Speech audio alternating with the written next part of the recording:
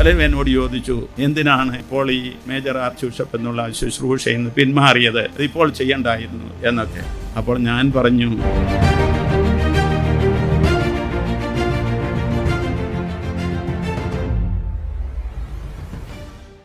ക്രൈസ്തവ വിശ്വാസത്തിൻ്റെ സവിശേഷത എന്ന് പറയുന്നത് ശത്രു സ്നേഹമാണ്, ദ്വേഷിക്കുന്നവരോടുള്ള സ്നേഹമാണ്, നമ്മളെ ആക്ഷേപിക്കുന്നവരോടും അപമതിക്കുന്നവരോടുമുള്ള സ്നേഹമാണ് ക്രൈസ്തവ ജീവിതത്തിൻ്റെ വിശ്വാസത്തിൻ്റെ സവിശേഷത.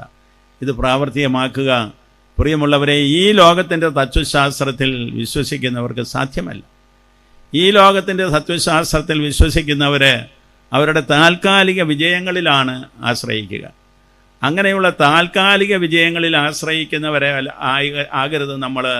പിന്നെയോ നാം സ്ഥിരമായി നിൽക്കുന്ന ദൈവത്തിൻ്റെ സ്നേഹത്തിൽ നിന്നും ഉയർക്കൊണ്ടവരാണ് നമ്മൾ. നാം ഓരോരുത്തരും ജനിച്ചിരിക്കുന്നത് ദൈവത്തിൻ്റെ സ്നേഹത്താലാണ്. അതുപോലെ തന്നെ നാം രക്ഷിക്കപ്പെട്ടിരിക്കുന്നതും കർത്താവായ ഈശോ മിശിഹായിലൂടെ പ്രകാശിതമായ ആ സ്നേഹത്താലാണ്. ആ സ്നേഹം അത് സഹനത്തിലൂടെയും മരണത്തിലൂടെയും കടന്ന് ഉത്ഥാനത്തിലേക്ക് വന്ന ഒരു സ്നേഹമാണെന്ന് നാം മറന്നു പോകരുത്. നമ്മുടെ ജീവിതങ്ങളിൽ ഒത്തിരിയേറെ സന്തോഷത്തിൻ്റെ അനുഭവങ്ങൾ വരുമ്പോൾ നാം ആഹ്ലാദിക്കുന്നു, തെറ്റില്ല, അത് മനുഷ്യ സഹജമാണ്, അത് ദൈവത്തിൻ്റെ ഒരു അനുഗ്രഹവുമാണ്.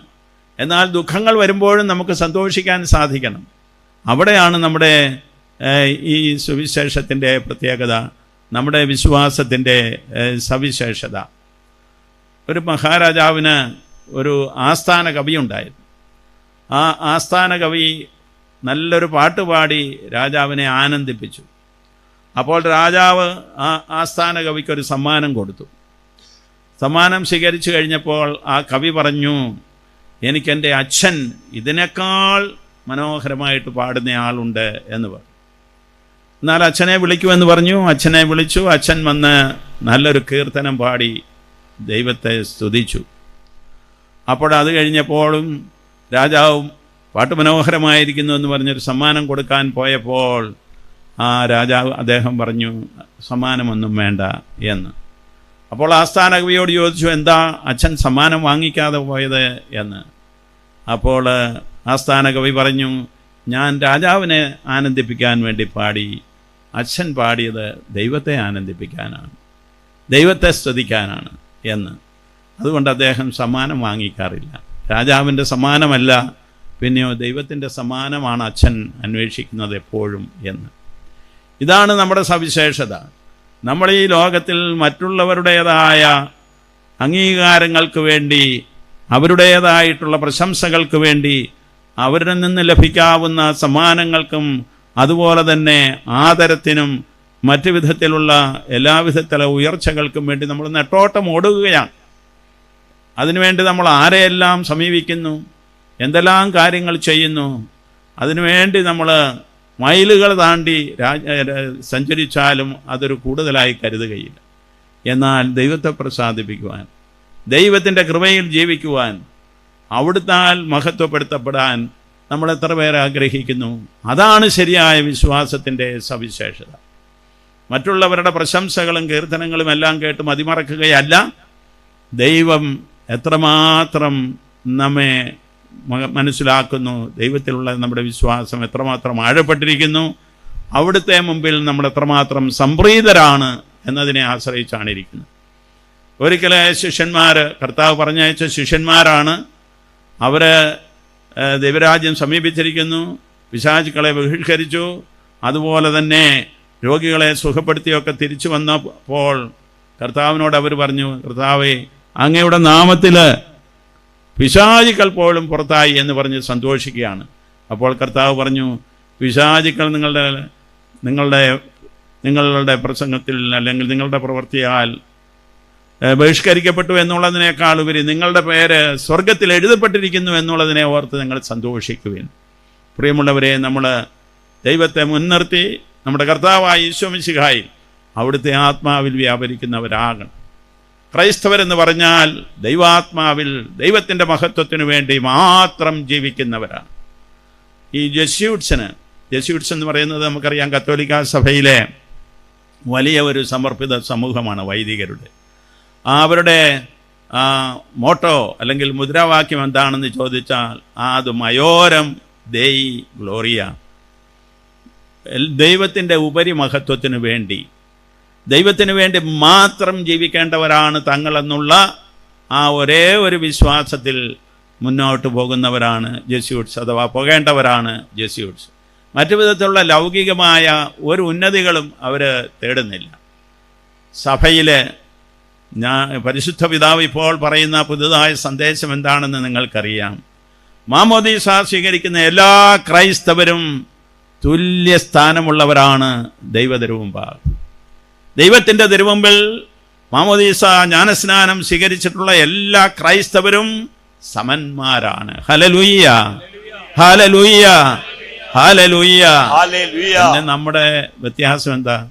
ഇപ്പോഴിവിടെ ഞാൻ വന്നപ്പോഴേക്കും നമ്മുടെ തമ്പി അച്ഛൻ സ്നേഹം കൊണ്ട് എന്നെപ്പറ്റി പലതും പറഞ്ഞു. അതാണോ എന്നെ വലിയവനാക്കുന്നത്? അല്ല.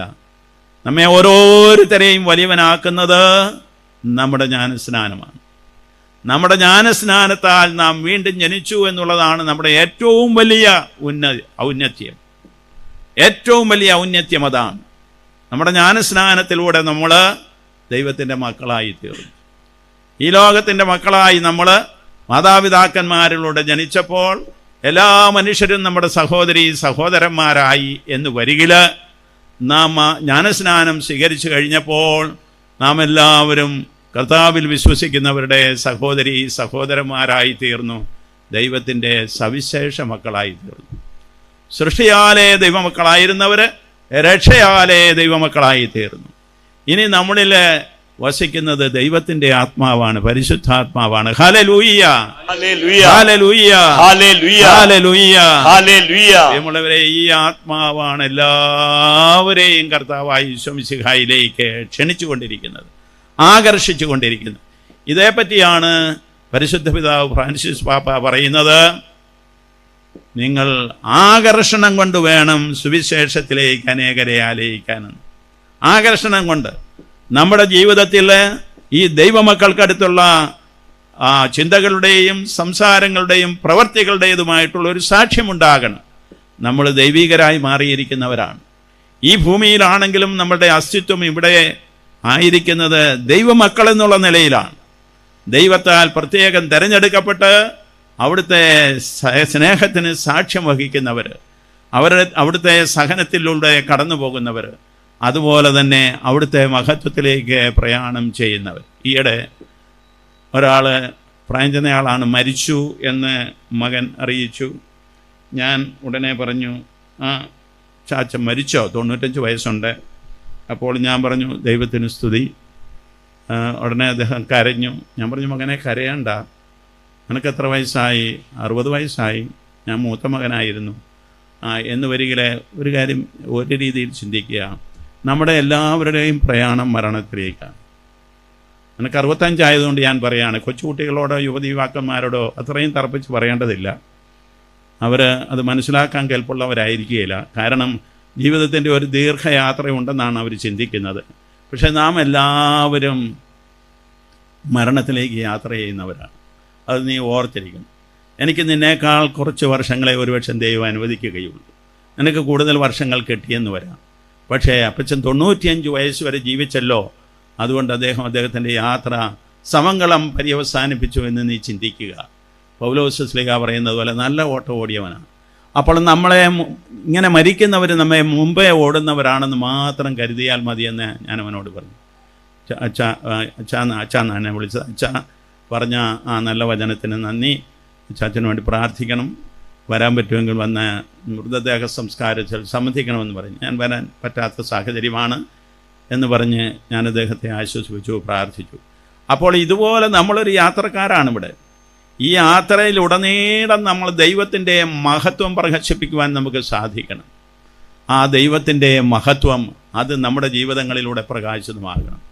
മാമോദീസായിൽ വീണ്ടും ജനിക്കുന്ന നമ്മൾ, നിക്കോദെമോസിനോട് കർത്താവ് പറഞ്ഞതുപോലെ തന്നെ വീണ്ടും ജനിക്കുന്നവർ, നിക്കോദെമോസിന് അത് മനസ്സിലായില്ല.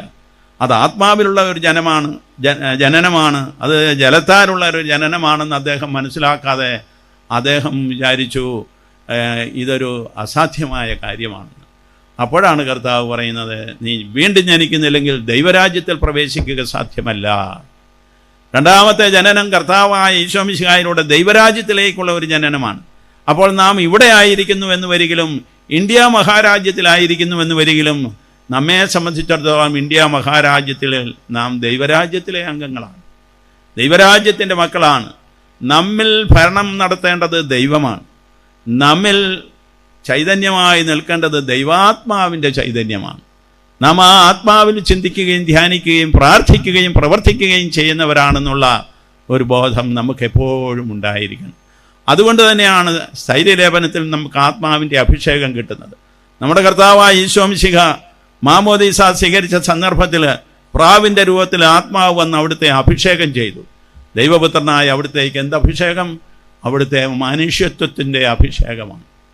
അവിടുന്ന് പരിശുദ്ധ അമ്മയിൽ നിന്നും എടുത്ത ആ ശരീരത്തിൻ്റെ മേലുള്ള അഭിഷേകം, ആ ശരീരവും ആ മനുഷ്യാത്മാവും അഭിഷേകം ചെയ്യപ്പെട്ട് തൃത്വൈക ദൈവത്തിൻ്റെ കൂട്ടായ്മയിൽ മനുഷ്യത്വത്തെ പ്രവേശിപ്പിക്കുന്ന ഒരു വലിയ സംഭവമാണ് അന്ന് അവിടെ നടന്നത്.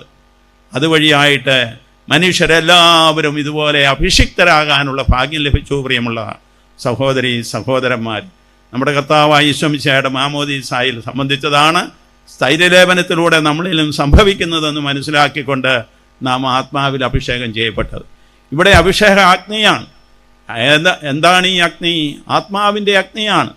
12 സ്ലീഹന്മാരുടെ മേലും പരിശുദ്ധ അമ്മയുടെ മേലും എഴുന്നള്ളി വസിച്ച പരിശുദ്ധാത്മാവ് തീനാവുകളുടെ രൂപത്തിൽ വന്നു വരികിൽ അതേ രൂപത്തിലല്ലെങ്കിൽ തന്നെയും ഇന്നും അഗ്നി പോലെ നിങ്ങളുടെ ഹൃദയങ്ങളിലേക്ക് കത്തിപ്പടരുകയാണ് ചെയ്യുന്നതെന്ന് നിങ്ങൾ അറിഞ്ഞിരിക്കുക. Hallelujah, hallelujah, hallelujah, hallelujah, hallelujah. ലൂക്കാ എഴുതിയ സുവിശേഷം 6-ാം അധ്യായത്തിലെ ബാക്കി ഭാഗങ്ങളോട് നമുക്ക് തുടർന്ന് വായിക്കാം. കർത്താവ് പറയുന്നു, ഒരു ചെകിട്ടത്ത് അടിക്കുന്നവൻ മറ്റേ ചെകിട് കൂടി കാണിച്ചു കൊടുക്കുക. മേലങ്കി എടുക്കുന്നവനെ കുപ്പായം കൂടി എടുക്കുന്നതിൽ നിന്ന് തടയരുത്. നിന്നോട് ചോദിക്കുന്ന ഏതൊരുവനും കൊടുക്കുക. നിന്റെ വസ്തുക്കൾ എടുത്തുകൊണ്ട് പോകുന്നവനോട് തിരികെ ചോദിക്കരുത്. മറ്റുള്ളവർ നിങ്ങളോട് എങ്ങനെ പെരുമാറണമെന്ന് നിങ്ങൾ ആഗ്രഹിക്കുന്നുവോ അങ്ങനെ തന്നെ നിങ്ങൾ അവരോടും പെരുമാറുവിൻ. ഞാൻ ചങ്ങനാശ്ശേരി അടുത്തുള്ള തുരുത്തി എന്ന സ്ഥലത്ത് ജനിച്ചവനാണ്. ചങ്ങനാശ്ശേരിയിലെ അതിരൂപതയിലെ അംഗമായി തീർന്നവനാണ്. അവിടെ ഒരു പുണ്യശ്ലോകനായ ആർച്ച് ബിഷപ്പ് ഉണ്ടായിരുന്നു, മാർ മാത്യു കാവുകാട്ട്. അദ്ദേഹം ദൈവദാസനാണ്. അപ്പോൾ അദ്ദേഹം ജീവിച്ചിരുന്ന കാലത്ത് പാവപ്പെട്ടവരോട് വളരെ വലിയ സ്നേഹമായിരുന്നു. ആ കാലത്ത് പാവപ്പെട്ടവരോട് അദ്ദേഹം മറ്റാളുകളോടെന്നതുപോലെ സംസാരിക്കുകയും അവർക്ക് സഹായങ്ങൾ ചെയ്യുന്നതിലും ആനന്ദം കണ്ടെത്തിയിരുന്നു. ചൊവ്വാഴ്ച ദിവസങ്ങളിൽ ചങ്ങനാശ്ശേരിയിലെ അദ്ദേഹത്തിൻ്റെ ആർച്ച് ബിഷപ്സ് ഹൗസിൽ സഹായം ചോദിച്ചുകൊണ്ട് നമ്മൾ ഭിക്ഷയാചിക്കുന്നവരെന്ന് പറയുന്നവർ ചെല്ലുമായിരുന്നു. അപ്പോൾ അത് സാധാരണ കൊടുക്കുന്നത് പ്രൊക്യുറേറ്ററച്ചനായിരുന്നു. അപ്പോൾ പിതാവ് 2-ാം വത്തിക്കാൻ കൗൺസിൽ കഴിഞ്ഞ് വന്ന സന്ദർഭത്തിൽ പറഞ്ഞു, ഞാൻ തന്നെ അത് ചെയ്യണമെന്നാണ് എനിക്ക് തോന്നുന്നത്, അതുകൊണ്ട് ഞാൻ അത് കൊടുത്തുകൊള്ളാം.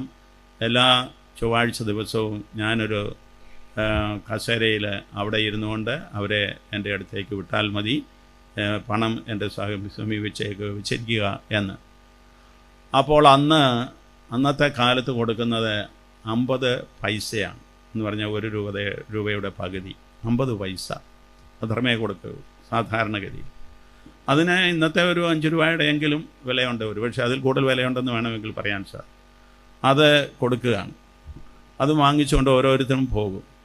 അപ്പോൾ കൂടുതൽ ദുഃഖം പറയുന്നവർക്ക് ഒരു കടലാസിൽ കുറിപ്പ് കൊടുത്തു വിടും കീഴോട്ട്. അത് മാക്സിമം കൊടുത്തു വിടുന്നത് 5 രൂപയാണ്. അപ്പോൾ ഒരു പ്രാവശ്യം അങ്ങനെ ഒരാൾ പ്രൊക്യുറേറ്ററച്ചൻ്റെ കുറിപ്പുമായിട്ട് ചെന്നപ്പോൾ 15 രൂപ എന്നെഴുതിയിരിക്കുന്നു. അപ്പോഴേക്കും പ്രൊക്യുറേറ്ററച്ചൻ ചാടി പിതാവിൻ്റെ അടുത്ത് വന്നിട്ട് പറയുന്നു, പിതാവ് ഇങ്ങനെയൊക്കെ എഴുതിയാൽ എങ്ങനെ കൊടുക്കും, നമുക്ക് എവിടെയാണ് പണം ഇരിക്കുന്നത് എന്നുള്ള ഒരു രീതിയിൽ അല്പം ഒന്ന് പിതാവിനെ ശകാരിച്ചുകൊണ്ട് സംസാരിച്ചു. പിതാവ് പേപ്പർ എടുത്ത് നോക്കിയിട്ട് പറഞ്ഞു, ഞാൻ 5 ആണല്ലോ എഴുതിയിരുന്നത്, 1 അവനിട്ടതായിരിക്കുമെന്ന് പറഞ്ഞു. അപ്പോഴേക്കും പ്രൊക്യുറേറ്ററച്ചൻ അവൻ്റെ പുറകെ ഓടി, നീ ഇങ്ങനെ കാണിച്ചോന്നും പറഞ്ഞ് ശരിപ്പെടുന്നപ്പോൾ അച്ഛനെ തിരിച്ചു വിളിച്ചിട്ട് പിതാവ് പറഞ്ഞു, അവൻ്റെ ആവശ്യം കൊണ്ട് എഴുതിയതായിരിക്കും കൊടുത്തേക്കാനെന്ന്. പ്രിയമുള്ളവരെ, എനിക്കോ നിങ്ങൾക്കോ ഒരുപക്ഷെ അങ്ങനെ പറയാൻ സാധിക്കില്ല. ഇവിടെയാണ് സ്നേഹത്തിൻ്റെ സാക്ഷ്യം, ഇവിടെയാണ് കാരുണ്യത്തിൻ്റെ സാക്ഷ്യം. ആവശ്യക്കാരൻ്റെ ആവശ്യമറിഞ്ഞ് അവനെ സഹായിക്കാനായിട്ട് പോകേണ്ടവനാണ് ക്രൈസ്തവൻ. നല്ല സമറിയാക്കാരൻ്റെ ഉപമയിൽ കർത്താവ് നമ്മളെ പഠിപ്പിക്കുന്നതും അതുതന്നെയാണ്. അക്രമികളാൽ പീഡിപ്പിക്കപ്പെട്ട് വഴിയോരത്തിൽ കിടന്നിരുന്നവനെ സഹായിച്ചിരുന്ന ആ നല്ല സമറിയാക്കാരനാണ് നമ്മുടെ മാതൃകയെന്ന് കർത്താവ് നമ്മളോട് പറഞ്ഞില്ലേ? അവൻ എന്താ ചെയ്യുന്നത്? അവൻ്റെ ആവശ്യങ്ങൾ മനസ്സിലാക്കിക്കൊണ്ട് അവനെ കഴുതപ്പുറത്ത് കയറ്റി സത്രത്തിൽ കൊണ്ടുചെന്നു എന്ന് മാത്രമല്ല, അവൻ്റെ പ്രഥമ ശുശ്രൂഷയ്ക്ക് ആവശ്യമായിട്ടുള്ളത് കൊടുത്തു. ഇനി എന്തെങ്കിലും ആവശ്യമുണ്ടെങ്കിൽ ഞാൻ തിരിച്ചു വരുമ്പോൾ തന്നുകൊള്ളാമെന്ന് പറഞ്ഞ് അവനെ അവിടെ പരമേൽപ്പിച്ചു. ഇത്രമാത്രം ഒരു കരുതലിൻ്റെ, ഒരു കാരുണ്യത്തിൻ്റെ, ഒരു സ്നേഹത്തിൻ്റെ സാക്ഷ്യം നമ്മുടെ ജീവിതങ്ങളിൽ ഉണ്ടോ പ്രിയമുള്ള സഹോദരി സഹോദരന്മാരെ? ആദിമ ക്രൈസ്തവരുടെ ഇടയിൽ ദാരിദ്ര്യം അനുഭവിക്കുന്നവരാരും ഉണ്ടായിരുന്നില്ല. അവർ തങ്ങൾക്കുള്ളതെല്ലാം പൊതു സ്വത്തായിട്ട് കരുതി അവർ വീതിച്ച് ജീവിച്ചിരുന്നു. ഇത്രയും നമ്മൾ പോയില്ലെങ്കിൽ തന്നെയും നമ്മുടെ ജീവിതങ്ങളിൽ ദൈവം നമുക്ക് നൽകിയിട്ടുള്ളതെല്ലാം മറ്റുള്ളവർക്ക് വേണ്ടി കൂടിയാണെന്ന് മനസ്സിലാക്കാനുള്ള ആ ക്രൈസ്തവ വിശ്വാസത്തിൻ്റെതായ ധാരണ നമ്മുടെ മനസ്സുകളിലുണ്ടോ? ഇല്ലെങ്കിൽ അതുണ്ടാകണം. അന്യൻ്റെ ആവശ്യങ്ങൾക്കനുസരിച്ച് അവനെ സഹായിക്കുവാൻ വേണ്ടി എപ്പോഴും മുന്നിട്ട് നിൽക്കുന്ന ഒരു മാതൃക നമുക്കുണ്ടായിരിക്കണം. ഈ അടുത്തയിട ഈ കിഡ്നി മാറ്റിവയ്ക്കുന്ന ഒരു ആവശ്യമുള്ള ഒരു രോഗി എന്നോട് സഹായം അഭ്യർത്ഥിച്ചു. ഏതാണ്ട് 17 ലക്ഷം രൂപ വേണം. അപ്പോൾ ഞാൻ 2-3 സമൂഹങ്ങളെ വിളിച്ചിട്ട് പറഞ്ഞു, ഇങ്ങനെ ഒരു ആവശ്യമുണ്ടല്ലോ, എന്താ ചെയ്യുക? ആ പിതാവെ, നമുക്കത് സമാഹരിക്കാം, പക്ഷേ പിതാവും എന്തെങ്കിലും ഇടണം എന്ന് പറഞ്ഞു. അപ്പോൾ ഞാൻ ഇടാൻ വേണ്ടിയിട്ട് ഞാൻ ഒരാളോട് പറഞ്ഞു, ഇങ്ങനെ ഒരു ആവശ്യമുണ്ട്, എന്താ ഇടാൻ സാധിക്കുന്നത്? പിതാവേ, ഞാൻ 5 ലക്ഷം രൂപ തരാം. ധനാഢ്യനായ ഒരു മനുഷ്യനാണ്. അപ്പോൾ ഈ വിവരം ഞാൻ അറിഞ്ഞപ്പോൾ മറ്റുള്ളവരെല്ലാം കൂടി ബാക്കി സമാഹരിച്ചു കൊടുത്തു. കിഡ്നി മാറ്റിവെച്ച ആ രോഗി ഇപ്പോൾ ജീവിക്കുന്നു. അപ്പോൾ ഇതാണ് ക്രൈസ്തവ സ്നേഹത്തിൻ്റെതാണ്. അനുദിനം നടക്കുന്ന പ്രവർത്തനങ്ങളാണ് പ്രിയമുള്ളവരെ ഇത്. നല്ല ക്രൈസ്തവർ നമ്മുടെ ഇടയിൽ ധാരാളമുണ്ട്. ആത്മായ സഹോദരി സഹോദരന്മാർ ഇന്ന് വളരെയേറെ ക്രിസ്തീയ സ്നേഹത്താൽ നിറഞ്ഞു നിൽക്കുന്നവരാണെന്ന് പറയുവാൻ സന്തോഷത്തോടുകൂടി ഞാൻ ഈ അവസരം ഉപയോഗിക്കുകയാണ്. Hallelujah, hallelujah, hallelujah. എത്രയോ ആത്മായ പ്രസ്ഥാനങ്ങളാണ് പ്രിയമുള്ള സഹോദരി സഹോദരന്മാരെ അവിടെയും ഇവിടെയുമായിട്ട് ഉണ്ടാകുന്നത്. ആകാശ പറവകളെ സംരക്ഷിക്കാൻ, അനാഥരായിട്ടുള്ളവരെ ഒക്കെ ഭക്ഷണം കൊടുക്കാൻ, പാർപ്പിടം നൽകാൻ, അതുപോലെ തന്നെ ഇതുപോലെ ദൈവസ്തുതിയുടേതായിട്ടുള്ള അന്തരീക്ഷം സൃഷ്ടിച്ചുകൊണ്ട് അവരെ പ്രാർത്ഥനയിലേക്ക് ആനയിക്കാൻ ഞാൻ പല സ്ഥലങ്ങളിലും പോയിട്ടുണ്ട്. അങ്ങനെയുള്ള ആത്മായ സഹോദരന്മാരുടെ പദ്ധതി ബഹുമാനപ്പെട്ട അച്ഛന്മാരും സിസ്റ്റേഴ്സും വളരെയേറെ സംഘടിതമായിട്ടുള്ള രീതിയിൽ കാര്യങ്ങൾ ചെയ്തു വന്നിരുന്ന ഒരു കാലത്താണ് നമ്മുടെ ആത്മായ സഹോദരങ്ങൾ പരിമിതമായ സാഹചര്യങ്ങളിൽ പാവപ്പെട്ടവരെ സംരക്ഷിക്കുന്ന, രോഗികൾക്ക് അഭയം നൽകുന്ന, അത്യാവശ്യങ്ങളിൽ വിഷമിക്കുന്നവർക്ക് കാരുണ്യം പകരുന്ന പ്രസ്ഥാനങ്ങളുമായിട്ട് പുള്ളി പോകുന്നു. അതുപോലെ തന്നെ എത്രയോ ആത്മായരുടെ പ്രസ്ഥാനങ്ങളാണ് നമുക്കറിയാവുന്നതുപോലെ സുവിശേഷ പ്രഘോഷണത്തിന് വേണ്ടി ഇറങ്ങിത്തിരിക്കുന്നത്. ഈ ഭാരതത്തിലെ തന്നെ പരിപരുത്ത സാഹചര്യങ്ങളിൽ മിഷൻ പ്രദേശങ്ങളിൽ ബഹുമാനപ്പെട്ട വൈദികരും സിസ്റ്റേഴ്സും ഒക്കെ നടത്തുന്ന പ്രവർത്തനങ്ങൾക്ക് ഉറുതുണയായിട്ട് സഹായ സഹകരണങ്ങൾ എത്തിച്ചുകൊണ്ട് അനേകം ആത്മായ പ്രസ്ഥാനങ്ങൾ നമ്മുടെ കേരളത്തിൽ നിന്ന് തന്നെ പുറപ്പെടുന്നു. ദൈവത്തിന് സ്തുതി. Hallelujah, hallelujah, hallelujah. അപ്പോഴങ്ങനെയുള്ള ഒരു ജീവിത ശൈലിയിലേക്കാണ് കർത്താവ് ഇന്ന് നമ്മളെ വിളിക്കുന്നതെന്നുള്ള കാര്യം നാം ഒരു വിധത്തിലും മറന്നു പോകാതിരിക്കാനായിട്ട് പ്രത്യേകം ശ്രദ്ധിക്കേണ്ടിയിരിക്കുന്നു. പിന്നീട് റോമാക്കാർക്ക് എന്ന ലേഖത്തിൽ പറയുന്നത് നോക്കുക, ക്ലേശങ്ങളിൽ സഹനശീലരായിരിക്കുവിൻ, പ്രാർത്ഥനയിൽ സ്ഥിരതയുള്ളവരായിരിക്കുവിൻ. പ്രാർത്ഥനയിൽ സ്ഥിരതയുള്ളവരായിരിക്കുവിൻ. പ്രിയമുള്ളവരെ, പ്രാർത്ഥന എന്ന് പറയുന്നത് നമ്മൾ ദൈവാലയത്തിൽ പോകുമ്പോൾ, സായാഹ്നത്തിൽ വീട്ടിലിരിക്കുമ്പോൾ മാത്രം നമുക്കുണ്ടായിരിക്കേണ്ട ഒരു മനോഭാവമല്ല. പിന്നെയോ പ്രാർത്ഥനയെന്ന് പറയുന്നത് സന്തതം നമ്മുടെ മനസ്സിലുള്ള ഒരു മനോഭാവമാണ്. സന്തതം നമ്മുടെ ഹൃദയം ദൈവത്തെങ്കിലായിരിക്കുന്ന ഒരവസ്ഥയാണ്. നമ്മൾ ദൈവത്തെങ്കിലായിരിക്കുകയും ദൈവാത്മാവിൽ നയിക്കപ്പെടുകയും ചെയ്യുമ്പോൾ നമുക്ക് ദൈവീകമല്ലാത്തതിനോടെല്ലാം ഒരു അകൽച്ച തോന്നിക്കൊള്ളും. തിന്മയുടേതായ പാപകരമായിട്ടുള്ള എല്ലാത്തിൽ നിന്നും അകലുന്നതിനുള്ള ശക്തി നമ്മുടെ ഓരോരുത്തരും നാം സംഭരിച്ചിട്ടുണ്ട്. ഓരോ ദിവസവും വിശുദ്ധ കുർബാന സ്വീകരിക്കുമ്പോൾ, അല്ലെങ്കിൽ എല്ലാ ഞായറാഴ്ചകളിലെങ്കിലും വിശുദ്ധ കുർബാന സ്വീകരിക്കുമ്പോൾ, അതേ ആത്മാവിൽ നവീകരിക്കപ്പെട്ട് നമ്മൾ കർത്താവിനോട് അനുരൂപപ്പെടുന്ന ഒരനുഭവം നമുക്കുണ്ടല്ലോ. ആ കർത്താവിനെ തന്നെയാണ് നമ്മൾ നമ്മുടെ ജീവിതത്തിൽ പേറുന്നത്. നാം ഓരോരുത്തരും ആ കർത്താവിൻ്റെ സ്ഥാനത്താണ് നിൽക്കുന്നതെന്നും അവിടുത്തെ വാക്കുകളാണ് നമ്മളെ വാചാലരാക്കുന്നതുമെന്നുമുള്ള ബോധത്തോടുകൂടി നമ്മുടെ ജീവിതത്തെ നമ്മൾ നോക്കിക്കണ്ടാൽ നാം എപ്പോഴും ആ ഒരു ചൈതന്യത്തിലായിരിക്കും. പിതാവ് ഈ പറയുന്നതെല്ലാം സാധ്യമാണോ എന്ന് നിങ്ങൾ ചിന്തിക്കും. സാധ്യമാണ്. എത്രയോ പേർക്ക് സാധ്യമായി. നമുക്കും സാധ്യമാണ് പ്രിയമുള്ളവരെ. അസാധ്യമായതിനെ സാധ്യമാക്കുന്നവനാണ് ദൈവം. നമുക്ക് അസാധ്യമായിട്ടുള്ളത് ദൈവത്തെ സംബന്ധിച്ചിടത്തോളം സാധ്യമാണ്. ദൈവത്തിൽ ആശ്രയിച്ചുകൊണ്ട് നമുക്ക് നമ്മുടെ ജീവിതത്തെ നവീകരിക്കാൻ സാധിക്കണം. ഞാൻ ഇന്നലെ വാട്സാപ്പിൽ പാലാരൂപതക്കാരനായ ഒരു വൈദികൻ്റെ അനുഭവം വായിച്ചു. ഒരുപക്ഷെ നമ്മുടെ തമ്പിയച്ഛനും ഇവിടെ ഇരിക്കുന്ന അച്ഛന്മാരും ഒക്കെ അത് വായിച്ചിട്ടുള്ളതായിരിക്കും. ഈ അച്ഛൻ ചെറുപ്പക്കാരനായിരുന്നപ്പോൾ വിക്കനായിരുന്നു. അവന് വൈദികനാകണമെന്ന് വലിയ ആഗ്രഹം. വികാരിച്ചൻ അവൻ്റെ നന്മ കുഞ്ഞിലെ മുതലേ മനസ്സിലാക്കിയിരിക്കുന്നുണ്ട്. അവനെ ദൈവവിളി ക്യാമ്പിൽ വിട്ടു. പാലായിലെ ജോസഫ് പള്ളിക്കാപ്പറമ്പിൽ പിതാവ്, അദ്ദേഹം ഇപ്പോൾ വിരമിച്ച മെത്രാനാണ്. അദ്ദേഹമായിരുന്നു അന്ന് മെത്രാൻ. അദ്ദേഹം ഈ പയ്യനെ ഇൻ്റർവ്യൂ ചെയ്തു മറ്റച്ഛന്മാരോടുകൂടി. ഇൻ്റർവ്യൂ ചെയ്ത സന്ദർഭത്തിൽ ഇവൻ വിക്കനായിട്ട് സംസാരിക്കുകയാണ്. അപ്പോൾ അവനെ ഇരുത്തിക്കൊണ്ട് തന്നെ അച്ഛന്മാർ പറഞ്ഞു, നല്ല പയ്യനല്ലേ പിതാവേ, പക്ഷേ ഇവന് വിക്കുണ്ടല്ലോ എന്ന് പറഞ്ഞു. ഉടനെ പിതാവ് പറഞ്ഞു, മോശയ്ക്കും വിക്കുണ്ടായിരുന്നല്ലോ എന്ന്. വിക്കനായ മോശയെ ദൈവം ഇസ്രായേൽ ജനത്തിൻ്റെ നേതാവായിട്ട് തിരഞ്ഞെടുത്തല്ലോ എന്ന് മാത്രം പറഞ്ഞു. പയ്യനങ്ങ് പോയി. പയ്യൻ ഓർത്തു, വിക്കുള്ളത് കൊണ്ട് മിക്കവാറും എന്നെ ഉപേക്ഷിച്ച് കാണും. പക്ഷേ വിക്കനായ ആ വൈദികനെ, ആ ബാലനെ പിന്നീട് കത്ത് കിട്ടി ഒരാഴ്ച കഴിഞ്ഞപ്പോൾ നിന്നെ മൈനർ സെമിനാരിയിലേക്ക് തിരഞ്ഞെടുത്തിരിക്കുന്നു എന്ന്. അങ്ങനെ മൈനർ സെമിനാരിയിൽ കയറിയ ആ വിക്കനായ പയ്യൻ മൈനർ സെമിനാരിയുടെ 4ാം വർഷത്തിൽ പിന്നീട് മേജർ സെമിനാരിയിൽ പോകേണ്ട സന്ദർഭത്തിൽ ഇതുപോലൊരു കാരിസ്മാറ്റിക് കൺവെൻഷൻ മീറ്റിങ്ങിൽ സംബന്ധിച്ച സന്ദർഭത്തിൽ അവൻ കൊയറിൻ്റെ അടുത്ത് പോയി നിന്നു. കൊയറിൻ്റെ അടുത്ത് പോയി നിന്ന് പാടാൻ തുടങ്ങി. പക്ഷേ എന്നിട്ടും മിക്ക മാറുന്നില്ല. അവൻ അവിടെ ധ്യാനിപ്പിച്ച ഈ അച്ഛന്മാരെ പോലെയുള്ള അന്നത്തെ അച്ഛൻ്റെ അടുത്ത് ചെന്ന് പറഞ്ഞു, ഇങ്ങനെ ഒരു പ്രശ്നം എനിക്കുണ്ട് എന്ന്, എനിക്ക് വേണ്ടി പ്രാർത്ഥിക്കണം. ആ അച്ഛൻ കൈവച്ചു പ്രാർത്ഥിച്ചു. പിന്നെ അവൻ ആ ഗായക സംഘത്തിൻ്റെ കൂട്ടത്തിൽ പോയി നിന്നു. അവൻ സുന്ദരമായിട്ട് പാട്ടുപാടി. തിരിച്ച് മൈനർ സെമിനാരി ചെന്നപ്പോൾ അവൻ പാടാൻ തുടങ്ങിയപ്പോൾ എല്ലാവർക്കും അത്ഭുതം. അവർ പാട്ടുപാടി. എന്നിട്ട് അവൻ്റെ സംസാരത്തിലുള്ള വിക്ക് മാറിയില്ല.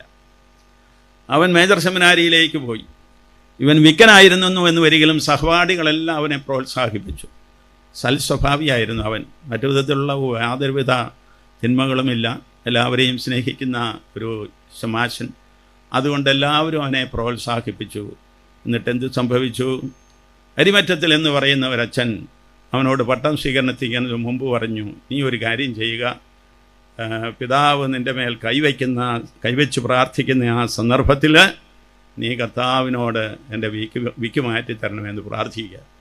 ആ നിയോഗം മാത്രം നീ നിൻ്റെ മനസ്സിൽ വെച്ചാൽ മതിയെന്ന്. അവൻ ആ നിയോഗം വെച്ചു. പ്രിയമുള്ളവരെ, അവൻ്റെ വിക്ക് മാറി. അവൻ വളരെ മനോഹരമായ രീതിയിൽ വിശ്വാസം കുർബാന അർപ്പിച്ചു. ഈ പയ്യനിപ്പോൾ പാലാരൂപതയിലെ പാതുവ എന്ന ഇടവകയിലെ വികാരിയാണ്. നിങ്ങൾ അന്വേഷിച്ചു ചെന്നോളൂ. അദ്ദേഹത്തിൻ്റെ പേര് തോമസ് ഓലായത്തിൽ. നടന്ന സംഭവമാണ്. അദ്ദേഹം തന്നെ യൂട്യൂബിലൂടെ വിട്ടിരിക്കുകയാണ്. അപ്പോൾ ഇങ്ങനെയുള്ള സംഭവങ്ങൾ മനുഷ്യന് അസാധ്യമാണ്, ദൈവത്തിന് മാത്രമേ സാധ്യമുള്ളൂ. ആ ഒരു അരിമറ്റത്തിലച്ഛനും ആ ധ്യാനഗുരുവും അവനെ ഉപകരണങ്ങളായി തീർന്നുവെന്നേ ഉള്ളൂ അവൻ്റെ ജീവിതത്തിലെ ദൈവാനുഗ്രഹത്തിൽ. എന്നിട്ട് അദ്ദേഹം പറയുകയാണ്, പ്രിയമുള്ള സഹോദരന്മാരെ, എന്നെ സംബന്ധിച്ചിടത്തോളം എൻ്റെ ജീവിതത്തിലെ ഏറ്റവും ഉന്നതമായ അനുഭവം വിശുദ്ധ കുർബാന അർപ്പണമാണ്. വിശുദ്ധ കുർബാന അർപ്പിച്ച് നമ്മുടെ കർത്താവിൻ്റെ തിരുശരീരങ്ങൾ സ്വയം സ്വീകരിക്കുകയും അത് മറ്റുള്ളവർക്ക് നൽകുകയും ചെയ്തുകൊണ്ട് കർത്താവിൻ്റെ സഭയെ പടുത്തുയർത്തുന്ന വലിയ ശുശ്രൂഷയാണ് എൻ്റെ ജീവിതത്തിലെ ഏറ്റവും ആനന്ദകരമായ അനുഭവമെന്ന് പറയുന്നതാണ്. ഓലായത്തിൽ അച്ഛനെ നിങ്ങൾ പാതുവായി ചെന്ന് കണ്ടു, അല്ലെങ്കിൽ ആരോടെങ്കിലും ഫോൺ വിളിച്ച് ചോദിച്ചോളൂ ഞാൻ പറഞ്ഞത് ശരിയാണോ തെറ്റാണോ എന്ന് അപ്പോൾ നിങ്ങൾക്ക് മനസ്സിലാക്കാൻ സാധിക്കും. അപ്പോൾ ഇതാണ് ക്രൈസ്തവ ജീവിതം. നമ്മൾ എത്രമാത്രം ദൈവത്തിൽ ആശ്രയിക്കുന്നു. ആ ബാലൻ ചെറുപ്പം മുതലേ എനിക്ക് പാടണം, എനിക്ക് വിശുദ്ധ കുർബാന അർപ്പിക്കണം, എനിക്ക് കർത്താവിൻ്റെ തിരുവചനം പ്രഘോഷിക്കണമെന്നുള്ള ഒരേ ഒരു നിയോഗത്തോടുകൂടി പ്രാർത്ഥിക്കുകയും പരിശ്രമിക്കുകയും മറ്റുള്ളവരുടെ ഉപദേശങ്ങൾ സ്വീകരിക്കുകയും ചെയ്തു കഴിഞ്ഞപ്പോൾ ദൈവം ആ ദാനം ആ മകന് കൊടുക്കുകയാണ് ചെയ്യുന്നത്. ഇത് തന്നെയാണ് സംഭവിക്കേണ്ടത്. ഇതുപോലുള്ള അത്ഭുതങ്ങളാണ് നമുക്ക് നമ്മുടെ സഭയിലും സമൂഹത്തിലും സംഭവിക്കേണ്ടതെന്ന് ഞാൻ നിങ്ങളോട് പറയുകയാണ്. Hallelujah, hallelujah, hallelujah, hallelujah. വെളിപ്പെടാനിരിക്കുന്ന മഹത്വം എന്ന് പൗലോസ് പറയുന്നുണ്ട്. വെളിപ്പെടാനിരിക്കുന്ന മഹത്വം, വെളിപ്പെട്ടുകൊണ്ടിരിക്കുന്ന മഹത്വം, നമ്മിലൂടെ ദൈവത്തിൻ്റെ മഹത്വം ഈ ലോകത്തിൽ വെളിപ്പെട്ടുകൊണ്ടിരിക്കുകയാണ്. നമ്മൾ എത്രയോ നിസ്സാരരായ മനുഷ്യരാണ് എന്ന് നിങ്ങളൊന്ന് ഓർക്കുക. പ്രിയമുള്ളവരെ, പലരും എന്നോട് ചോദിച്ചു എന്തിനാണ് ഇപ്പോൾ ഈ മേജർ ആർച്ച് ബിഷപ്പ് എന്നുള്ള ശുശ്രൂഷയിൽ നിന്ന് പിന്മാറിയത്, അതിപ്പോൾ ചെയ്യണ്ടായിരുന്നു എന്നൊക്കെ. അപ്പോൾ ഞാൻ പറഞ്ഞു, ഞാനാര്? നിങ്ങൾ ഓരോരുത്തരുമാര്? ദൈവം തമ്പുരാൻ്റെ സഭയല്ലേ പ്രധാനപ്പെട്ടത്? കർത്താവിൻ്റെ സുവിശേഷമല്ലേ പ്രസംഗിക്കപ്പെടേണ്ടത്? അവിടുത്തെ രാജ്യമല്ലേ സംസ്ഥാപിക്കപ്പെടേണ്ടത്? അതിന് വിരുദ്ധമായിട്ട് എൻ്റെ സാന്നിധ്യം വരുന്നു എന്ന് വരികിൽ ഞാൻ മാറിക്കൊടുക്കണ്ടേ? ഞാൻ മാറുന്നത് കൊണ്ട് ഒരനുകൂലമായ അന്തരീക്ഷത്തിൽ ആ സാഹചര്യം ഉണ്ടാകുകയാണെങ്കിൽ, സഭയ്ക്ക് വളർച്ചയ്ക്ക് സാഹചര്യം സൃഷ്ടിക്കുകയാണെങ്കിൽ അതല്ലേ ഏറ്റവും നല്ലത് എന്ന് ഞാൻ ചോദിച്ചു. കർത്താവ് എനിക്ക് നൽകിയ ചിന്തയായിട്ട് ഞാൻ ഇതിനെ കരുതിക്കൊണ്ടാണ് മാറിയത്. ഇത് ഞാൻ സാന്ദർഭികമായിട്ട് പറഞ്ഞു എന്നുള്ളത് മാത്രമേ ഉള്ളൂ. പ്രിയമുള്ളവരെ, നമ്മുടെ ജീവിതത്തിൽ സംഭവിക്കുന്നതെല്ലാം ദൈവം തമ്പുരാൻ അറിഞ്ഞുകൊണ്ട് മാത്രമാണ്.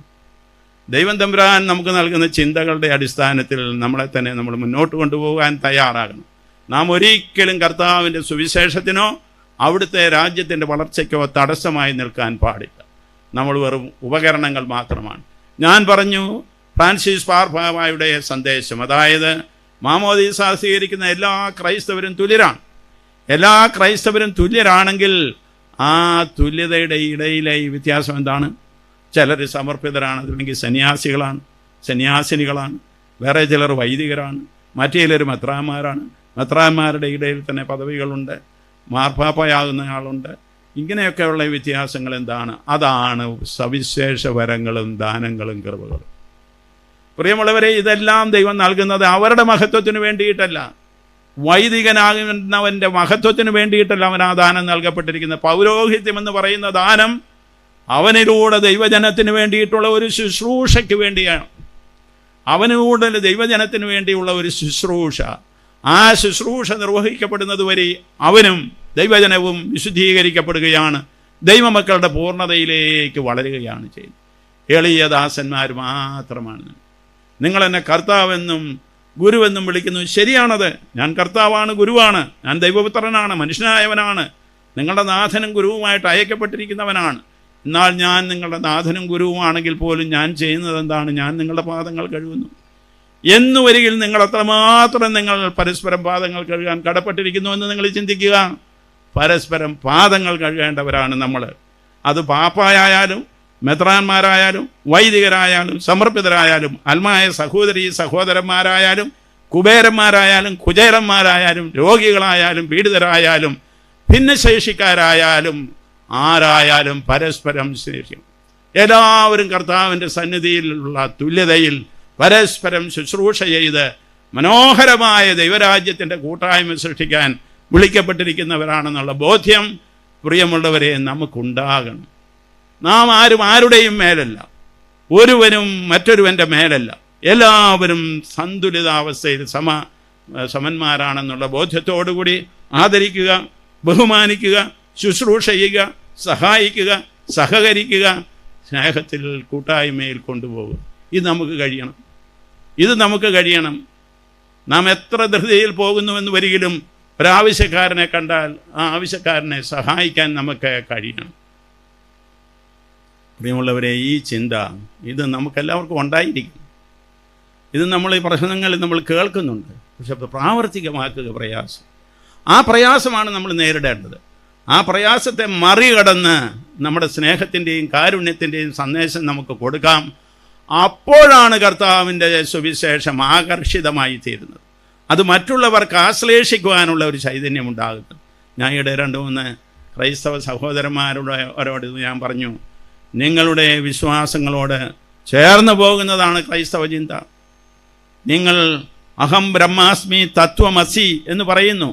എന്ന് വെച്ചാൽ എല്ലാവരിലും ദൈവമുണ്ടെന്നും ആ ഈശ്വരനെ സാക്ഷാത്കരിക്കുന്നതാണ് മതജീവിതത്തിൻ്റെ വിശ്വാസ ജീവിതത്തിൻ്റെ ലക്ഷ്യമെന്ന് നിങ്ങൾ പറയുന്നു.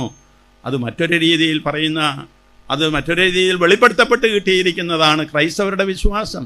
ഇത് ഞങ്ങൾ കണ്ടുപിടിച്ചതല്ല. കാരണം കർത്താവായ ക്രിസ്തു ഞങ്ങളെ പൂർത്തീകരിച്ചതും അതിനു മുമ്പ് തന്നെ ദൈവം വെളിപ്പെടുത്തിയിട്ടുമായിട്ടുള്ള ഒരു വിശ്വാസമാണ്. ഈ വിശ്വാസം നിങ്ങളുടെ വിശ്വാസത്തിന് പൂരകമായിട്ട് കണ്ടുകൊണ്ട് നിങ്ങളോട് ചേർത്ത് നിർത്താൻ നിങ്ങൾക്കെന്താണ് ഒരു വൈമനസ്യം എന്ന് ഞാൻ ചോദിച്ചു. അല്ല, ഞങ്ങൾക്ക് വൈമനസ്യമൊന്നുമില്ല. അല്ല, പിന്നെ എന്തിനാണ് ക്രൈസ്തവരെ നിങ്ങളെ വിഷമിപ്പിക്കുന്നത്, പിടിപ്പിക്കുന്നത്? 1-2 സ്ഥലങ്ങളുടെ പേരും ഞാൻ പറഞ്ഞു. അതിൻ്റെ ആവശ്യമില്ല. നമ്മൾ ഈ ലോകത്തിൽ സഹോദരന്മാരാണ്. അതുകൊണ്ട് പിതാവ് പുത്രൻ പരിശുദ്ധാത്മാവെന്ന് പറയുന്ന ദൈവം, നിങ്ങൾ പറയുന്നത് പോലെ സൃഷ്ടാവ്, സൃഷ്ടി സ്ഥിതി സംഹാരകൻ എന്ന് നിങ്ങൾ പറയുന്നത് പോലെയുള്ള ആ ദൈവശക്തിയാണ്. ഞങ്ങൾ സംഹാരകൻ എന്ന് പറയുന്നില്ല, നമ്മളെല്ലാറ്റിനെയും പൂർത്തീകരിക്കുന്നവനെന്ന് ഞങ്ങൾ പറയും. അപ്പോൾ ഈ വ്യത്യാസങ്ങൾ മനസ്സിലാക്കിക്കൊണ്ട് നമ്മൾ പരസ്പരം സഹകരിച്ച് ജീവിക്കേണ്ടവരാണ് എന്നുള്ള ഒരു ചിന്ത ഞങ്ങളിപ്പോൾ തമ്മിൽ പങ്കുവെച്ച കാര്യം പറയുക. ഇതൊന്നും ആരും അങ്ങനെ വെളിപ്പെടുത്തുന്നില്ലല്ലോ എന്ന് അന്ന് അദ്ദേഹം എന്നോട് പറഞ്ഞു. നമുക്ക് വെളിപ്പെടുത്താം. നമ്മിനി കൂടുതൽ നമ്മുടെ എല്ലാ സഹോദരന്മാരോടും സംഭാഷണത്തിലായിരിക്കണം. ക്രൈസ്തവരായ നമ്മൾ തന്നെ പല തട്ടുകളിലല്ലേ, പല സഭകളിലല്ലേ എങ്ങനെ വന്നു? ഓരോരോ സാഹചര്യങ്ങളിൽ നമ്മൾ വേർതിരിഞ്ഞു പോയവരെല്ലാം സംഭാഷണത്തിലാകണം. വേർതിരിഞ്ഞു പോയവരെല്ലാം സംവാദത്തിൽ, ഡയലോഗിലാകണം. എല്ലാവരും മനുഷ്യരായിട്ട് കാണണം, വിശ്വാസികളെ സഹവിശ്വാസികളായിട്ട് കാണണം. അങ്ങനെയുള്ള ഒരു സാഹോദര്യവും സ്നേഹവും ഉണ്ടാകണമെങ്കിൽ മാത്രമേ നമുക്ക് ക്രൈസ്തവ ജീവിതത്തിൽ മുന്നോട്ട് പോകുവാൻ സാധിക്കുകയുള്ളൂ. നിങ്ങൾ അന്യോന്യം യോജിപ്പോടെ വർദ്ധിക്കുവിൻ. 16-ാമത്തെ വാക്യമാണ് 12-ാം അധ്യായം. പൗലോസ് റോമാക്കാർക്ക് എഴുതുന്നതാണെന്ന് ഞാൻ പറഞ്ഞുവല്ലോ. ഔദ്ധത്യം വെടിഞ്ഞ് എളിയവരുടെ തലത്തിലേക്ക് ഇറങ്ങി വരുവിൻ. ബുദ്ധിമാന്മാരാണെന്ന് നിങ്ങൾ നടിക്കരുത്. തിന്മയ്ക്ക് പകരം തിന്മ ചെയ്യരുത്. ഏവരുടെയും ദൃഷ്ടിയിൽ ശ്രേഷ്ഠമായത് പ്രവർത്തിക്കാൻ ശ്രദ്ധിക്കുവിൻ. സാധിക്കുന്നിടത്തോളം എല്ലാവരോടും സമാധാനത്തിൽ വർത്തിക്കുവിൻ. സാധിക്കുന്നിടത്തോളം എന്ന് അവിടെ ചേർത്തിട്ടുണ്ട്. ചില പ്രായോഗിക ബുദ്ധിയോടെ പൗലോസിനെയാ പറഞ്ഞത്. കാരണം എത്രമാത്രം നമ്മളിതിന് പരിശ്രമിച്ചാലും അതിലേക്ക് ഒട്ടും വഴങ്ങാതെ നമ്മളെ ക്ലേശിപ്പിക്കുന്നവർ സമൂഹത്തിലുണ്ടാകും. കാരണം അത്രമാത്രം അവരുടെ മനസ്സ് ശരിയായ വിശ്വാസത്തിൽ നിന്ന് അകന്നു പോയിരിക്കുകയാണ്. നാം ആയിരിക്കുന്ന അവസ്ഥയിൽ മാത്രമേ നമുക്ക് പ്രവർത്തിക്കാൻ സാധിക്കുകയുള്ളൂ. നാം എപ്പോഴും കാലുഷ്യത്തോടെ ചിന്തിക്കുന്ന ഒരാളാണെങ്കിൽ കോപിക്കുകയും അതുപോലെ തന്നെ മറ്റുള്ളവരുടെ മേൽ ധാർഷ്ട്യം പ്രകടിപ്പിക്കുന്നവനുമായിരിക്കും. ആരുടെയും മേലല്ല. എനിക്കെൻ്റെ സഹോദരൻ്റെ മേൽ കോപിക്കാൻ അവകാശമില്ല. അവൻ എനിക്കെതിരായിട്ട് പ്രവർത്തിച്ചാൽ പോലും അവനോട് സൗമ്യതയോടുകൂടി ഞാൻ പ്രവർത്തിക്കേണ്ടത് അവനാണ്. അതാണ് ക്രിസ്തുവിൽ ഞാൻ സ്വീകരിച്ചിരിക്കുന്ന വിശ്വാസമെന്ന് മനസ്സിലാക്കുന്നവൻ സൂക്ഷിക്കും. അവൻ്റെ സംസാരത്തെക്കുറിച്ച് അവൻ ശ്രദ്ധയുള്ളവനായിരിക്കും. അതല്ല, അവൻ എന്നെ ദ്രോഹിച്ചു, അതുകൊണ്ട് അവനെ വിടാൻ പാടില്ല എന്നുള്ള പ്രതികാര ബുദ്ധിയാണ് നമ്മുടെ മനസ്സിൽ എപ്പോഴും ഉള്ളതെന്ന് വരികിൽ നാം എപ്പോഴും കോപിച്ചുകൊണ്ടിരിക്കും. പൗലോസ് എന്താ പറയുന്നത്? രോഷം തെറ്റല്ല, കോപവും തെറ്റല്ല, പക്ഷേ സൂര്യൻ അസ്തമിക്കുന്നതിന് മുമ്പേ നിന്റെ കോപം അവസാനിച്ചിരിക്കണം. നിന്റെ കോപം സൂര്യൻ അസ്തമിക്കുന്നതിന് മുമ്പേ അവസാനിച്ചിരിക്കണം. പ്രഭാതത്തിൽ കോപിക്കുന്നവൻ സായാഹ്നത്തിൽ അനുരഞ്ജിതനായിരിക്കണം എന്നുള്ളതാണ്. ഇതാണ് ക്രൈസ്തവ സുവിശേഷത്തിൻ്റെ തനിമ. ഇതിലേക്ക് നമുക്ക് വരാൻ പ്രിയമുള്ള സഹോദരന്മാരെ, കർത്താവ് നമ്മളെ ഇവിടെയോട്ട് ആനയിച്ചു. അവിടുത്തെ കൃപയാണ് നിങ്ങളെ ഇവിടെ കൊണ്ടുവന്നിരിക്കുന്നത്. മഴയെ പ്രതിരോധിച്ചുകൊണ്ട് തന്നെ നിങ്ങളെല്ലാവരും ഈ തിരുവചനം ശ്രവിച്ചുകൊണ്ടിരിക്കുകയാണ്. ഇതെൻ്റെ വചനമല്ലല്ലോ, ഇത് കർത്താവിൻ്റെ വചനമല്ലേ. കർത്താവായ ഈശോ മലയിലെ പ്രസംഗത്തിലും സമതല പ്രസംഗത്തിലും പറഞ്ഞ തിരുവചനങ്ങളുടെ അടിസ്ഥാനത്തിൽ പൗലോസ് ശ്ലീഹ നൽകിയിട്ടുള്ള പ്രബോധനങ്ങളാണ് റോമാക്കാരോട് അദ്ദേഹം പറയുന്നത്. ഇത് ക്രിസ്തീയ സുവിശേഷത്തിൻ്റെ കാതലാണ്. ഈ കാതലിലേക്ക് നമ്മൾ വരണം. ഇങ്ങനെ എല്ലാ ശുശ്രൂഷകരും വന്നു കഴിഞ്ഞാൽ പിന്നീട് ക്രൈസ്തവ സഭയിലെ കൂട്ടായ്മയ്ക്കുണ്ടാകുന്ന വ്യത്യാസം വളരെ വലുതായിരിക്കും. ഒരു വലിയ നവീകരണം നമ്മുടെ ഹൃദയങ്ങളിൽ ഉണ്ടാകും. ആർക്കും അന്യരല്ലാത്ത ഒരവസ്ഥ സഭയിലും സമൂഹത്തിലും ഉണ്ടാകും. എല്ലാവർക്കും സഹോദരി സഹോദരന്മാരാണെന്നുള്ള ബോധ്യം വളർന്നു വരും. ഞാനിപ്പോൾ കടന്നു വരുന്നപ്പോൾ നിങ്ങളുടെ ഓരോരുത്തരുടെയും മുഖങ്ങളിലേക്ക് നോക്കാൻ ശ്രമിക്കുന്നുണ്ടായിരുന്നു. അതേസമയം കീഴോട്ട് നോക്കുന്നുണ്ടായിരുന്നു. കാരണം ഇവിടെ എല്ലാം തെന്നി വീഴാൻ സാധ്യതയുള്ളവനാണ്. ഈ പ്രായത്തിൽ 78 വയസ്സ്, വീണുപോയാൽ പിന്നെ എവിടെയായിരിക്കും അവസ്ഥ എന്നറിയത്തില്ല. ഇവിടെ കിടന്ന് മരിക്കണമെന്ന് നിങ്ങളാരും ആഗ്രഹിക്കുന്നില്ലല്ലോ. അപ്പോൾ അതുകൊണ്ട് അത് രണ്ടും ശ്രദ്ധിച്ചാണ് ഞാൻ ഇങ്ങോട്ട് വന്നത്. എത്രയോ സന്തോഷത്തോടു കൂടി നിങ്ങളുടെ വചനങ്ങൾ കർത്താവിൻ്റെ സന്നിധിയിലായിരിക്കുന്നു. അവിടുത്തെ ആത്മാവിൻ്റെ പ്രകാശമാണ് നിങ്ങളുടെ ഹൃദയങ്ങളെയും നിങ്ങളുടെ മുഖങ്ങളെയും പ്രസാദിപ്പിക്കുന്നത്. ആ ആത്മാവിൽ ശക്തിപ്പെടുവിൻ. ഒരിക്കലും ഭക്താശരാകരുത്, ഒരിക്കലും മനസ്സിടി ഉള്ളവരായിരിക്കരുത്. പിന്നെയോ ദൈവത്തിൽ ആശ്രയിക്കുക. എന്തു വന്നാലും ദൈവത്തിനൊരു പരിഹാരമുണ്ടെന്ന് നമ്മൾ ഓർത്തിരിക്കുക. നമ്മൾ സഹായം അപേക്ഷിക്കുക. ഒരാളോട് ചോദിച്ചു, ആളെ പരിഗണിച്ചില്ല, മടുക്കരുത്. രണ്ടാമതൊരാളോട് ചോദിക്കുക, മൂന്നാമതൊരാളോട് ചോദിക്കുക. ഇന്നിപ്പോൾ വൈദികരും സമർപ്പിതരും മറ്റുള്ള ആളുകളുമെല്ലാം എങ്ങനെയെങ്കിലും മറ്റുള്ളവരെ സഹായിക്കാനുള്ള മനസ്സോടുകൂടി കൂടുതൽ പരിവർത്തിതരായിക്കൊണ്ടിരിക്കുകയാണ് പ്രിയമുള്ളവർ. വൈദികരായിട്ടുള്ളവർ തന്നെ പരസ്പരം അങ്ങോട്ടും ഇങ്ങോട്ടും പറയുന്നുണ്ട്, ഇനി നമ്മൾ കൂടുതൽ ദൈവസ്നേഹത്തിൻ്റെയും കാരുണ്യത്തിൻ്റെയും വക്താക്കളായിരിക്കണമെന്ന്. അതുതന്നെയാണ് ഈ കൺവെൻഷൻ്റെയും ഉദ്ദേശം. നമ്മെ കൂടുതൽ ദൈവികരാക്കുക, ദൈവാത്മാവിൽ വ്യാപരിക്കുന്നവരാകുക, ആത്മാവിൽ സന്തോഷിച്ച് ആനന്ദിച്ച് ദൈവത്തെ സ്തുതിച്ച് മനുഷ്യരെ സഹായിച്ച് സഹകരിച്ച് മുന്നോട്ട് പോകുന്ന കൂട്ടായ്മ സൃഷ്ടിക്കുന്ന ഒരു സമൂഹം. ചെറിയ അജഗണമേ, ഭയപ്പെടേണ്ട, ഞാൻ എപ്പോഴും നിങ്ങളോടുകൂടി ഉണ്ടായിരിക്കും. Hallelujah, hallelujah, hallelujah, hallelujah, hallelujah. എല്ലാവരും ഒന്ന് എഴുന്നേറ്റ് നിൽക്കുക.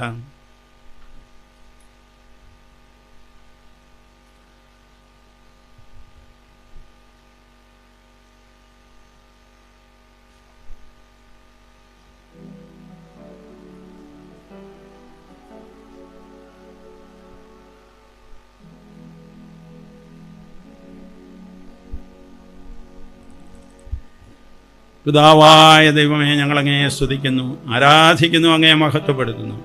കർത്താവായ ഈശോയെ ഞങ്ങളങ്ങയെ സ്തുതിക്കുന്നു, ആരാധിക്കുന്നു. പരിശുദ്ധാത്മാവേ ഞങ്ങളങ്ങയെ സ്തുതിക്കുന്നു, ആരാധിക്കുന്നു. ത്രിയേക ദൈവമേ, അങ്ങേക്ക് സ്തോത്രം, അങ്ങേക്ക് നന്ദി. കർത്താവായ ഈശോയെ, അങ്ങയുടെ രക്ഷാകര പ്രവർത്തനങ്ങളിലൂടെ ഞങ്ങളെ രക്ഷിച്ച് സഭയിലെ അംഗങ്ങളാക്കിക്കൊണ്ട് അങ്ങയുടെ സ്നേഹത്തിനും കാരുണ്യത്തിനും സാക്ഷ്യം വഹിക്കുവാൻ ഞങ്ങളെ വിളിച്ചതിന് അങ്ങേക്ക് ഞങ്ങൾ നന്ദി പറയുന്നു. Hallelujah, hallelujah, hallelujah. ദൈവമേ സ്തുതി, ഈശോയെ സ്തുതി, പരിശുദ്ധാത്മാവേ സ്തുതി. കർത്താവായ ഈശോയെ, ഞങ്ങളെല്ലാവരും അങ്ങയെ എപ്പോഴും സ്തുതിക്കുന്നവരും ആരാധിക്കുന്നവരും മഹത്വപ്പെടുത്തുന്നവരുമായ ഇടയാകണം. Hallelujah, hallelujah, hallelujah, hallelujah. പരിശുദ്ധാത്മാവെ എഴുന്നേൽന്ന് ഞങ്ങളുടെ ഹൃദയങ്ങളെ നവീകരിക്കണമേ. ദൈവാത്മാവേ അങ്ങേക്ക് സ്തോത്രം, ദൈവാത്മാവേ അങ്ങേക്ക് സ്തോത്രം, അങ്ങേക്ക് നന്ദി. സ്വർഗ്ഗസ്ഥനായ ഞങ്ങളുടെ പിതാവേ, അങ്ങയുടെ നാമം പൂജിതമാകണമേ, അങ്ങയുടെ രാജ്യം വരണമേ, അങ്ങയുടെ തിരുമനസ് സ്വർഗ്ഗത്തിലെ പോലെ ഭൂമിയിലുമാകണമേ. അന്നു വേണ്ട ആഹാരം ഇന്ന് ഞങ്ങൾക്ക് തരണമേ. ഞങ്ങൾ ചെയ്യുന്നവരോട് ഞങ്ങൾ ക്ഷമിച്ചിരിക്കുന്ന പോലെ ഞങ്ങളുടെ തെറ്റുകൾ ഞങ്ങളോട് ക്ഷമിക്കണമേ. ഞങ്ങളെ പ്രലോഭനത്തിൽ ഉൾപ്പെടുത്തരുതേ, തിന്മയിൽ നിന്ന് ഞങ്ങളെ രക്ഷിക്കണമേ. ആമേൻ. നമ്മുടെ കർത്താവായ യേശുമിശിഹായുടെ കൃപയും പിതാവായ ദൈവത്തിന്റെ സ്നേഹവും പരിശുദ്ധാത്മാവിന്റെ സഹവാസവും നിങ്ങളെല്ലാവരോടും ഓരോരുത്തരോടും നിങ്ങളുടെ കുടുംബങ്ങളോടും കൂടി ഉണ്ടായിരിക്കട്ടെ, ഇപ്പോഴും എപ്പോഴും എന്നേക്കും. ആമേൻ.